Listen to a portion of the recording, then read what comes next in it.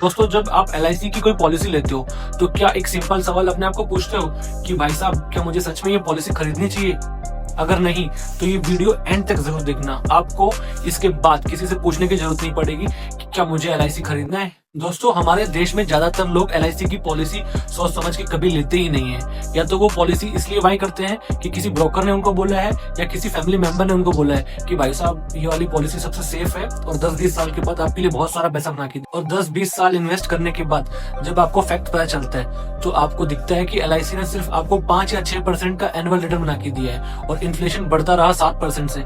इसका मतलब आपका पैसा कहीं से भी ग्रो नहीं हुआ है। वेल्थ तो आपके लिए बिल्कुल बनी नहीं है, उल्टा आपके पैसे को इन्फ्लेशन धीरे धीरे करके खा गया है। दोस्तों, फैक्ट समझो, इसमें LIC की कोई गलती नहीं है। या तो गलती आपकी है या आपके ब्रोकर की है, उसने आपसे रियलिटी बताया नहीं है। LIC का मेन बिजनेस होता है इंश्योरेंस देना, ना कि पैसा ग्रो करना, और LIC ये दोनों साथ देने की कोशिश में दोनों में ही फेल हो जाती है। दोस्तों, अगर आप 18 से 45 के एज ग्रुप में हो और आप अपना पैसा ग्रो करना चाहते हो और उसके साथ आपको लाइफ की सेफ्टी भी चाहिए, तो आपके लिए सिंपल सोल्यूशन है।